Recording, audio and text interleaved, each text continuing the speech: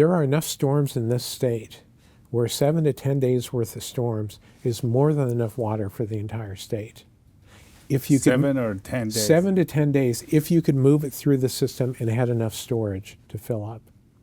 But you have a lot of facilities, Army Corps, they build flood control.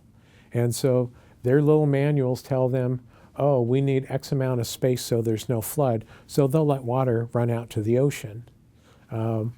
Other dams, for safety, we need to make sure there's enough room for storm. This is why you need both on-stream and off-stream storage. Diamond Valley's off-stream storage. Sites is off-stream storage. Oroville, we had issues up there a couple of years ago. That's on-stream storage. So you need to manage that better. You need to do releases and run it through the system, run it to Southern California. But when we had those big rains in 2017, we had to shut off all the pumps in the state late February, early March, because we ran out of places to put the water. And you can't do groundwater storage quickly. It has to go and percolate in. But with above ground reservoirs, you can put a ton of water in very quickly. So if we had the right plumbing in our system, 7 to 10 days worth of storms in Northern California, the whole state could be flush with more than enough water to use. And that's in Northern California because we have a lot of storms. And I tell my neighbors, it doesn't matter whether it rains down here, because our water comes from Colorado or it's, Northern California. It doesn't really matter. I mean, it does, but for the most part, that's what we depend on. That's where our water comes from. And, our water forefathers and mothers were very visionary and built these facilities. They could never be built today because the litigation would stop them. I mean, we had enough challenges building the Colorado River Aqueduct just with one state, the state of Arizona. They sent out the National Guard troops and they wanted to stop it. I mean, it was a great story with Colorado River Aqueduct. But the state has a history of looking to the future and preparing for the future.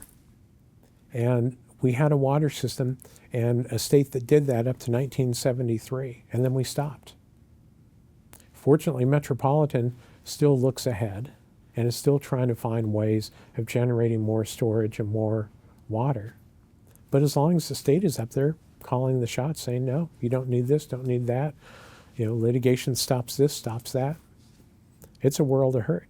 And so then you translate that to the local levels, then these local agencies may want to build bigger reservoirs because they know, okay, we're going to have fires, and we need bigger facilities so that we don't run out as quickly.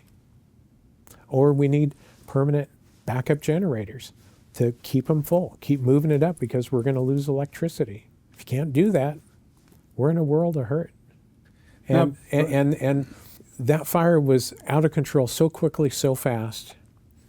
Firefighters can only do what they can do. And I'm not going to fault the water folks until we see the end report. But for goodness sakes, by not allowing local communities to build and install backup generators, that plays a role in this. By not having enough water in Southern California that we could move over, that plays a role. Not having enough storage, that plays a role. Not allowing the brush to be maintained and cleaned out. They used to do controlled burns through this state. You pick the months, February, March, where it's no high winds, you're high humidity, and you do controlled burns to get rid of the stuff on the, floor of the forest, around, the urban wildland interface areas to cut down that risk. We don't do that anymore. And that's what I hope this is going to lead to, going back to a time where we were more proactive. As a district at Yorba Linda, it was a tough lesson to learn because there were a lot of folks that lost homes and a lot of folks that lost homes where hydrants were dry. They were really, really angry. And so the district really had to be smart and be proactive and demonstrate to the community, we're sorry this happened, and we're going to do everything we can to make sure it never happens again. And that's where we are. And everything we've done points to that.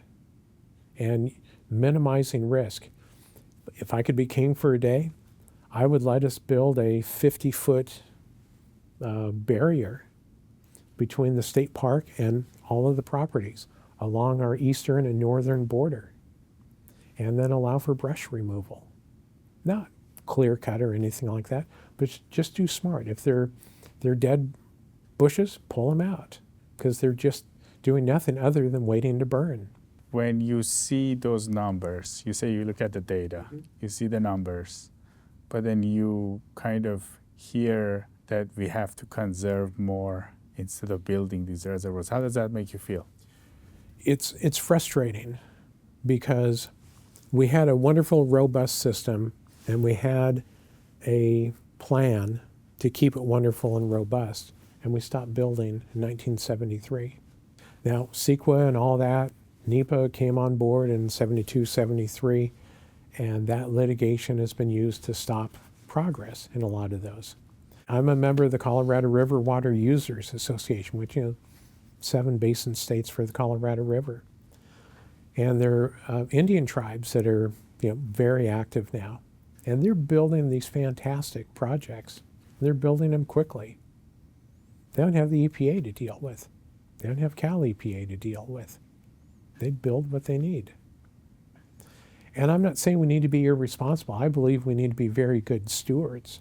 But part of being a good steward is making sure there's an abundance for you, for me, for all of our families, and for the future. If we're not making the future better. When I voted on the twin tunnels at Met, I told a little story. I said, my great-grandparents lived in LA, and they voted to tax themselves to build the LA aqueduct because they knew there'd be benefits for LA. And my grandparents who lived in LA in the 30s, they voted to tax themselves to build the Colorado River Aqueduct because they knew that would be good for the future. My parents in the 1960s voted for the State Water Project because they knew that would be good for Southern California. And I said, we're 50 years later. What has our generation done? Nothing. We're living off the investment made by our great-grandparents. Then you can't do that. You need to be providing for the future generations.